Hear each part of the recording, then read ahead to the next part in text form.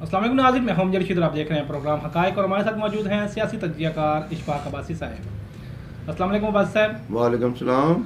अब्बासी साहब, election commission ने इमरान खान को तोशाखाना रेफरेंस में नाअहल करार दिया है। इस फैसले से पाकिस्तान की सियासत पर क्या असरात मुरतब हो सकते हैं? देखिए जी, सियासत में कोई ऐसे ख़ास असरात मुरतब तो नहीं हो सकते। बात यह है कि ये जो तोशा खाना में जो नाअहली हुई है इमरान खान साहब की, यहाँ इलेक्शन कमीशन ने फिर डंडी मारी है और यहाँ पर इमरान खान को एक बार फिर रिलीफ दिया गया है। वो रिलीफ ये दिया गया है कि इन्हें सिर्फ 5 साल के लिए नाअहल करार दिया गया है। जबकि आप देखेंगे कि सुप्रीम कोर्ट ने नवाज शरीफ को सिर्फ बेटे से तनख्वाह ना लेने पे तायात नाअहल करार दिया गया, उस वक़्त दिया था, और उसके अलावा उन्होंने उसको सदारत से भी नाअहल करार दिया था, अपनी पार्टी की सदारत से भी। तो ये बहुत बड़ा डिफरेंस है और ये बहुत बड़ी ज़्यादती है नवाज शरीफ के साथ कि उनको तो इन्होंने उस वक़्त ता हयात नाअहल किया था सिर्फ बेटे की तनख्वाह ना लेने पर, जबकि खान साहब को सिर्फ इसलिए नाअहली से थोड़ा सा रिलीफ दिया गया है क्योंकि इमरान खान साहब बड़ी मकबूलियत का दावा करते हैं, अच्छा जी वो बड़ा मकबूल है और वो पता नहीं क्या कुछ कर देगा। बात यह है कि हमने कानून को देखना है, हमने लोगों को या अवाम को या सियासी मकबूलियत को इदारों ने नहीं देखना होता है जिन्होंने फैसले करने होते हैं। इलेक्शन कमीशन ने जो इनको 5 साल के लिए नाअहल किया है, हालांकि तोशाखाना रेफरेंस में तोशाखाना के जो ताइफ वहाँ से मिले थे बैरून ममालिक से, वो सब डिक्लेयर इन्होंने नहीं किए, इन्होंने वहाँ से ले लिए, अपने डिक्लेयर नहीं किए। तो वो मानते भी हैं, लिए भी हैं, सब कुछ हैं, लेकिन इन्होंने 5 साल, ये बहुत बड़ा यानी एक मजाक है इस मुल्क के साथ कि एक इंसान को, एक सियासी शख्सियत को आप कुछ और दूसरा फ़ैसला दें, दूसरे को और फैसला दें। ये कानून के साथ भी मजाक है और अवाम भी ये चीज़ें देख रही है और अवाम इस पे रद्द-ए-अमल दे रही है। और उसके अलावा जो लोग हैं, तज्ज़ियाकार हैं, जो टीवी एंकर हैं, वो सब यही बात कर रहे हैं कि इमरान खान को सिर्फ 5 साल के लिए नाअहल किया गया। ये बहुत ज़्यादती वाली बात है। दूसरी बात ये है कि इमरान खान जो हैं वो इसमें साबित हो चुके हैं तोशाखाना रेफरेंस में। ये नहीं है कि वो इनके साथ कुछ ज़्यादती हुई है। अभी कहीं कहते हैं कि ओ जी हम अदालतों में जाएंगे, हमने अदालत में जाके हमने उसको वो कर रहे हैं, चैलेंज कर रहे हैं। इमरान खान और पीटीआई की सियासत को सियासी तौर पर क्या नुकसान हो सकते हैं इस फैसले से? कि सियासी नुकसान तो कोई भी नहीं होगा, उनको कोई पार्टी की सदारत से या चेयरमैनी से तो नहीं हटाया गया ना। नवाज शरीफ को तो हटा दिया गया था, उस पर तो ये पाबंदी लगा दी गई थी, तो इसको तो नहीं। ये अगर नंबर भी है, ये किसी को भी यानी आगे ला के वो अपनी क़यादत तो कर सकता है, मतलब जलसे जुलूस तो कर सकता है, तकरीरें कर सकता है, मतलब सिर्फ अवामी जो नुमाइंदगी होती है वो नहीं कर सकता। तो इसमें कोई इतनी बड़ी बात नहीं है। वो भी ये 5 साल क्या, ये जो 1.5 साल रह गया है, इसी में ना ले, अगले इलेक्शन में तो वो हिस्सा ले सकते हैं। तो यही तो मैं आपको कह रहा हूँ ना।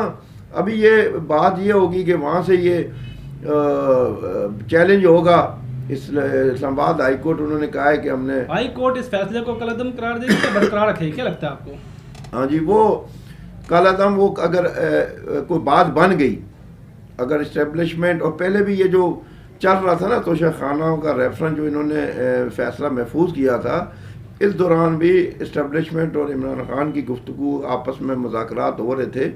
2-3 बार मुलाकातें हुई हैं, बातचीत, लेकिन नहीं बन सकी बात। तो उसकी वजह से अब ये फैसला आया। अब जो ये इस्लामाबाद हाई कोर्ट जाएंगे और वहाँ ज़ाहिर रेफरेंस लगेगा, अभी बहस मुबाहिसा होगा, हफ्ता 10 दिन चलेगा ये काम। उस दौरान फिर दोबारा मुज़ाकरात होंगे इस्टेब्लिशमेंट और इमरान खान की। ये एक दूसरे पे ना दबाव देने की कोशिश है। इमरान खान जलसे जुलूस करके इस्टेब्लिशमेंट पे दबाव दे रहा है कि ये मेरे पास दुनिया बड़ी आ रही है, मेरे साथ अवाम है, जबकि इस्टेब्लिशमेंट दूसरी तरफ ये केसेस के ज़रिए इमरान खान पे दबाव डाल रही है। बस अब पिछले एक इंटरव्यू में आपने बताया था कि इमरान खान साहब के थोड़े दिन हैं। आप ये आपका तजर्बा 32-33 साल का तजर्बा बोला था या वैसे ही आपने शेख रशीद की तरह पेशन गोई की थी? नहीं वो साहब पता चल रहा था ना, क्योंकि इस्टेब्लिशमेंट जो है ना शुरू से ही किसी भी मकबूलियत के जो पीक पे होता है ना उसको बर्दाश्त नहीं होता। ये सीधी सी बात है, ये हमने बहुत जगह देखा है। उस दूसरी बात ये है कि जो इस्टेब्लिशमेंट के फ़ौज के कामों में मुदाखलत करेगा कोई भी वज़ीर आज़म, चाहे वो 2/3 अक्सरियत वाला ही क्यों ना हो, नवाज शरीफ सामने मिसाल है, उनको बर्दाश्त नहीं करते। अपने कामों में अगर कोई मुदाखलत करेगा तो इस्टेब्लिशमेंट किसी सूरत बर्दाश्त नहीं करेगी। तो ये इमरान खान ने इस चीज़ में मुदाखलत करने की कोशिश की थी आर्मी चीफ की तैनाती पर और ISI की तैनाती पर, अपने फ़ैसले मुसल्लत करने की कोशिश की, तो वहाँ से इनके इख्तलाफात शुरू हुए हैं। वरना इमरान खान आज भी वज़ीर आज़म होते। अगर नवाज शरीफ की भी इनके साथ बात चल रही होती या उस वक़्त, तो नवाज शरीफ आज तक वज़ीर आज़म होते।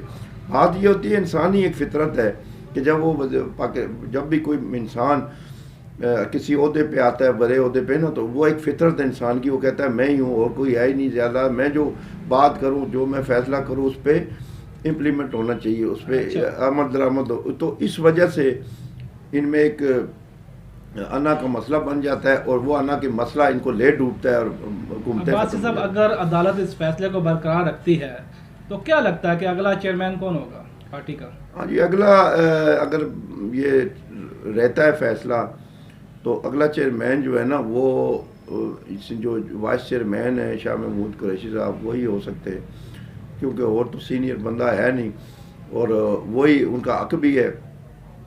वो एक सियासी वर्कर है और उन्होंने 2-3 पार्टियां छोड़ चुके हैं, आ चुके हैं, जा चुके हैं, तो उन्हें तजर्बा भी इस हवाले से। अदालत का मैं बताता चलूँ कि अगर अदालत में ये केस गया 8-10 दिन ये चलेगा, उसमें उस दौरान ये इस्टेब्लिशमेंट और इमरान खान के दरमियान कुछ एक आध कोई 2 मुलाकात होगी। अगर इमरान खान उनकी बात मान गए, इस्टेब्लिशमेंट जो चाह रहा है कि कहना चाह रही है इस्टेब्लिशमेंट इमरान खान को कि हमारी बातों पर अमल करे, हम जो कहते हैं, तो ये रेफरेंस बहाल हो जाएगा, ये दोबारा कलअदम करा दिया जाएगा ये फ़ैसला। अगर इस्टेब्लिशमेंट की बात ना मानी, इमरान खान ने मज़ीद यानी डरने की बात की और धमकियाँ और इस तरह की कोई बातें की, तो आप देखेंगे कि जो फॉरेन फंडिंग केस है इसके बाद वो आप देखेंगे कि वो भी सामने आ जाएगा और वो फॉरेन फंडिंग केस बहुत ही इमरान खान के लिए ख़तरनाक साबित होगा और पूरी PTI के लिए ख़तरनाक होगा कि वो उसमें पूरी PTI नाइल हो सकती है और पार्टी की रजिस्ट्रेशन मनसूख हो सकती है। वो इतना ख़तरनाक केस है। तो लिहाजा इमरान खान को जो है ना, अगर सियासत करनी है तो थोड़ा सा धीमे अंदाज में करे और थोड़ा सा सब्र तहम्मुल के साथ सियासत करनी चाहिए। अब तो उसको काफ़ी तजर्बा हो चुका होगा खान साहब को कि मैं क्या करता रहा हूँ, मैंने क्यों गलत फ़ैसले किए और मैंने क्यों अना के मसले बनाए। सियासत में कोई अना का मसला नहीं होता ना, सियासत में जो इंसान बर्दाश्त से काम लेता है, अना को एक तरफ रखता है, गुरूर और तकब्बुर को छोड़ देता है, आजिज़ी के साथ बात करता है, वो चल जाता है इस्टेब्लिशमेंट के साथ। और जो अना का मसला बनाएगा, जो अपने आप को बड़ा समझेगा और वो उसको उनके ऊपर मसलत होने की कोशिश करेगा, उसको इसी तरह निशान इबरत बना दिया जाएगा।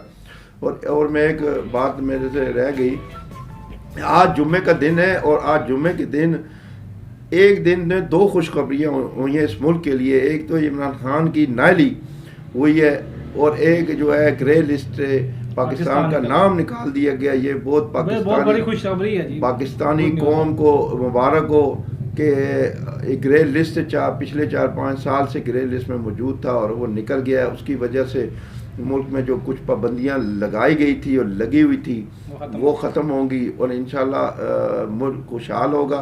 और अब जो स्टॉक एक्सचेंज उसमें भी बेहतरी नज़र आई है, उसमें भी मुस्बत आई है, पैगामात आए हैं, तो इंशाल्लाह बेहतर होगा इसमें। और ख़ान साहब को ये लोग हैं एहतजाज कर रहे हैं, उनका हक बनता है, वो उनका लीडर है, वो एहतजाज करें, लेकिन किसी चीज़ को मुल्क की जो चीज़ें हैं उनको नुकसान ना पहुँचाए, गाड़ियों पे पथराव या प्राइवेट गाड़ियों वालों को आग जलाएं। ठीक है, एहतजाज आप ज़रूर, आपका हक बनता है, आपका लीडर है, आप करें, लेकिन नुकसान नुकसान ना पहुँचाए मुल्की वसाइल को, जो प्राइवेट लोगों की दुकानों को। ये काम जो है ना वो सियासी वर्कर नहीं करता और ना करना चाहिए। शुक्रिया भाई साहब, आज आपकी तबीयत भी ठीक नहीं थी, मेरी कॉल पे आप आए, आपका बहुत बहुत शुक्रिया। नाज़रीन, ये थे इशफाक वासी साहब जिनका तज़किया आपने सुना। इसके साथ इजाज़त दीजिए और हमारे चैनल को लाइक, सब्सक्राइब और शेयर करना ना भूलिएगा। अल्लाह हाफिज़।